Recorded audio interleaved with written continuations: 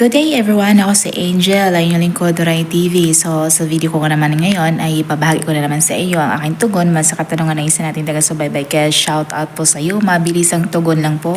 Sana ang interpretasyon na ito ang sagot sa iyong katanungan at para na din sa inyo dyan na may katulad sa panaginip na ito, paalala ko lamang lagi na ito ay isang general interpretation. Kaya hiniling ko sa inyo na unawain at tingnan mabuti ang mga nangyayari sa inyong buhay ngayon at gamitin ang inyong sariling intuition at mag-connect directly sa mga impormasyon na maaaring ibabahagi ko. At para labis yung maintindihan ang ibig sabihin ng iyong panaginip ay panoorin nyo ang video na ito hanggang sa matapos at kung ito ay nag-resonate bawat isa sa inyo, please leave us a comment at huwag natin kalimutang mag-like, mag-subscribe at hit na the notification bell para maging updated kayo lagi. Sa mga hindi pa nakapag-follow sa aking Facebook page, i-follow nyo na po Duray TV at i-share nyo na din. Maraming salamat.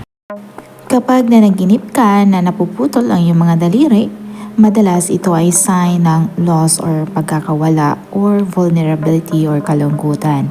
Ito din ay nangangahulugan ng iyong nararamdaman ng pagiging helpless or ang hindi mo magawang protektahan ang sarili mula sa harm or mga bagay na nagdudulot sa iyo ng kapahamakan.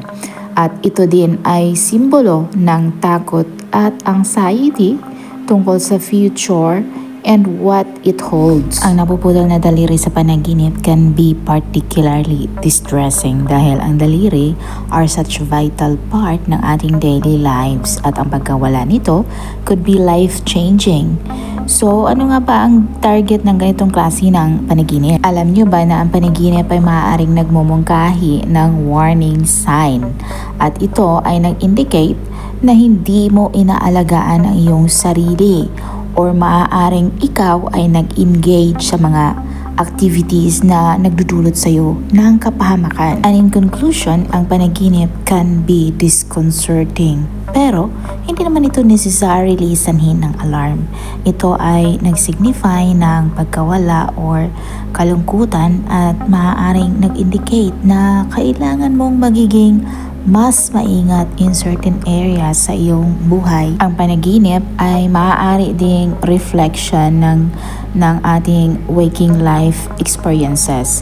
At ito ay maaaring sign na nakadama tayo ng pagiging powerless or what we have lost control sa isang sitwasyon. Maaari din na ito ay nag-represent ng takot of failure or rejection.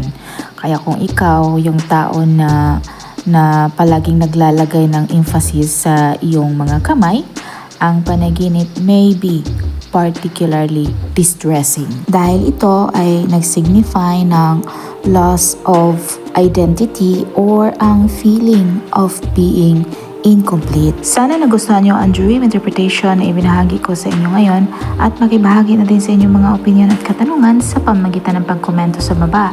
At kung ikaw ay bago pa lang sa aking channel ay huwag kalimutang mag-like, mag-subscribe at i-hit na din ang notification bell para maging updated kayo lagi sa mga hindi pa nakapag-follow sa aking Facebook page. I-follow nyo na po Duray TV at i-share nyo na din. Maraming salamat hanggang sa muli. Paalam.